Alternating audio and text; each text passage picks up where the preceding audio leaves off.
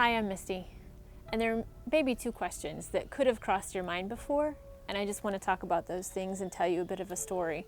The first question is, who is Jesus? It's a question that I think all of us need to ask at some point in our life. And the second question is, why do Christians talk about Jesus so much? I mean, why can't it just be a private thing? Why can't they just get on with their faith and not have to talk about it? Well, let me tell you about a story. There was a man whose great grandparents got themselves in a huge financial mess. There was a man that came to them and said he was dishonest, and he said, "Hey, I've got this deal that I want you to buy into, and it's going to be great, and you'll make a ton of money." And so they grandparents were duped by this, and they bought into this big financial deal.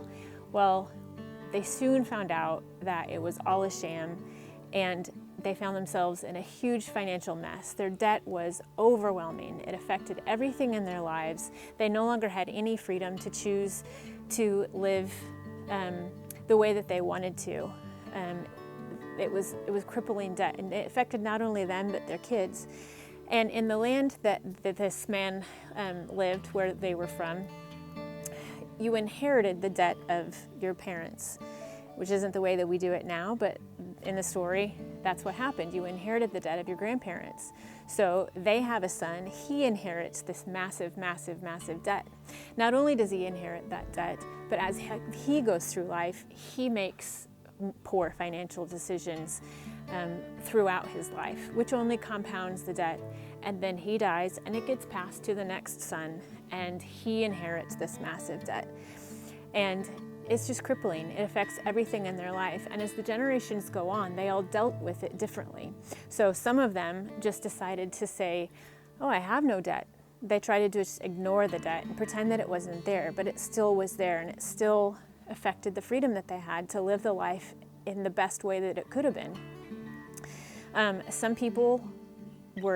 Some of the generations were depressed. Obviously, they had anxiety. They didn't know how to deal with this debt that they had. Some of them turned to other things to try and help them forget the debt that they were in.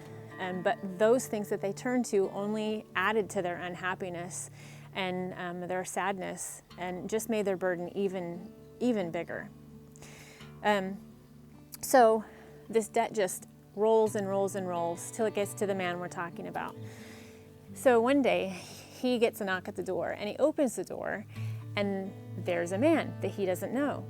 And the man says, "Hey, I've heard about your debt.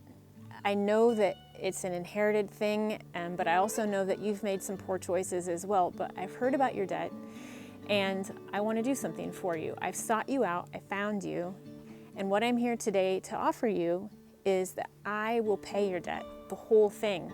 I know it's huge, but I want to pay it for you." Well, the man couldn't even believe it.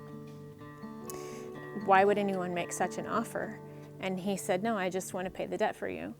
He said, "Not only do I want to pay the debt that you've inherited and that you've added to, but I want to pay your future debt as well. So if you make poor decisions in the future, all you have to do is come to me and ask me, and I'll pay that too." Well, the man could hardly believe it. Not only did he said, "Well, what's the hitch? What do I have to do?" And he said, "Well, I'll pay all of this. I want you to spend time with me. And as you spend time with me, you'll learn to make better choices. We'll learn to be good friends together. So I'm offering to pay your debt, and I want to be your friend as well." Of course, the man accepted. He couldn't believe it. He accepted. And the very next day, he couldn't wait to go and tell all his friends what this man had done for him. Because you see, they lived in the same place, and they also had inherited the debt of their parents as well. And so he got up the next morning, and he said, "I've got to tell everyone." So he goes to his neighbors, and he knocks on their door and said, "You're not going to believe what's happened to me. This guy came and he paid my entire debt, not just what I've already done, but that I have, but he also offered to pay all my future debt as well if I just ask him." And he was surprised at the neighbors' reactions, because some of them were excited, and they said tell me who this is, point me in the right direction.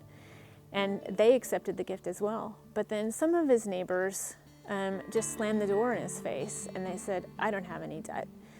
Other neighbors said, well, I don't know, it sounds really good, but maybe I'll think about that another day. And so the man eventually came home and was a bit sad about the fact that some of his neighbors didn't want to accept the gift. Well, maybe you're getting what the story is about, maybe you're not, but I'll explain. So we're the man. We've been born with a thing called, not debt, but a thing called sin.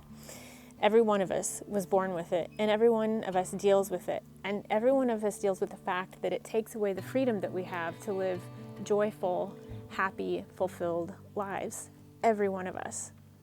And Jesus is the man that showed up at the man's door. He comes to each one of us. He seeks us out, and he knocks on the door, and he says, I'm offering to pay your debt. All you have to do is accept it. Just say yes. Just take my gift. That's all we have to do. And so you may be sitting at home watching this video, and that may be you, that you know somehow you sense that, yeah, that's me. All we have to do is simply accept the gift. He pays our debt, and then we get to live in freedom with joy that he wants us to be able to live in. This isn't just this man's story. This isn't just my story. This is the story of hundreds and hundreds and thousands and millions of people who have said yes to Jesus. In the coming weeks and months, we'd want to share some stories with you of people that we know that God has intervened in their lives. He's paid their debt and has done amazing things for them. Some of them might be encouraging to you, some of them might be challenging to you, and some of them might even be quite unbelievable to you. But please stay tuned with us, and as we share these things with you in the near future.